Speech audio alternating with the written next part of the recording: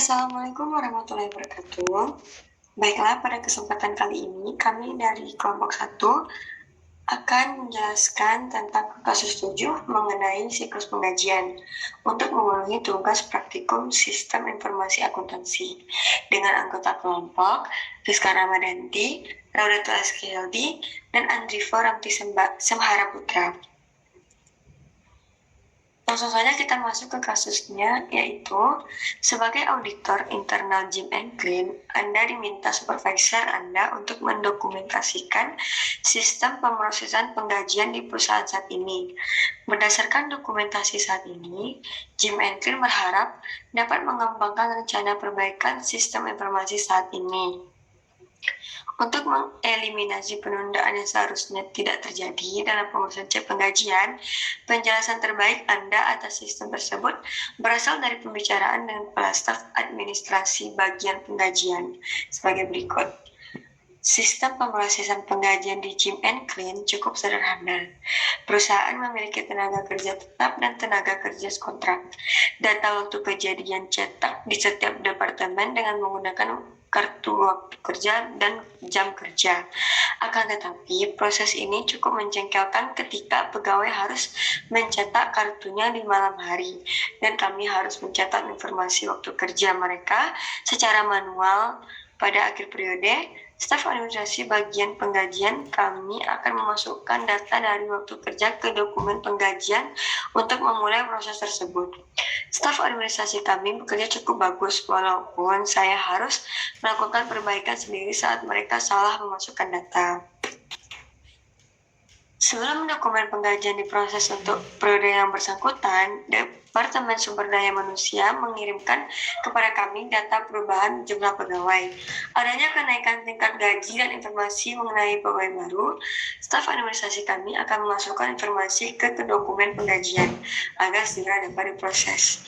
Biasanya, kesalahan muncul karena Departemen Sumber Daya Manusia mencatat tingkat gaji yang salah atau ada seorang pegawai yang telah mundur dari perusahaan dan departemen tersebut lupa menghapus catatannya. Data tersebut selanjutnya akan diproses dan dicek penggajian untuk setiap pegawai akan dibuat.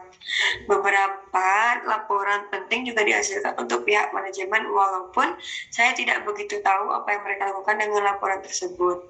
Sebagai tambahan, pemerintah mensyaratkan adanya laporan pemotongan pajak secara teratur yang sesuai dengan peraturan pajak terkini untuk tujuan perpajakan. Perusahaan juga memberikan jaminan asuransi pada semua pegawainya yang mana pembayaran premi asuransinya dipotong dari gaji yang diterima masing-masing pegawai setiap bulannya. Saat ini, sistem menghasilkan laporan-laporan tersebut secara otomatis. Hal ini merupakan kondisi yang baik. Selanjutnya, flowchart dari kasus ini akan dijelaskan oleh Rizka Ramadanti. Baiklah, saya Rizka Ramadanti akan melanjutkan penjelasan tentang flowchart. Di sini sudah terpapar flowchart tentang siklus penggajian. Yang pertama itu Departemen Sumber Daya Manusia mengupdate perubahan data pegawai. Yang kedua, Departemen Sumber Daya Manusia menghasilkan dokumen data pegawai. Yang ketiga, data waktu kerja dicatat di setiap departemen. Yang keempat, dokumen kartu waktu kerja pada staf administrasi. Yang kelima, staf administrasi memproses dokumen penggajian. Yang keenam, setelah itu, staf administrasi memproses pemotongan gaji untuk jaminan asuransi dan membuat potongan pajak. Yang ketujuh, slip gaji dihasilkan pada staf administrasi. Yang kedelapan, pegawai menerima slip gaji dari staf administrasi. Yang kesembilan, pemerintah akan menerima laporan pemotongan pajak dari peraturan yang telah dikeluarkan.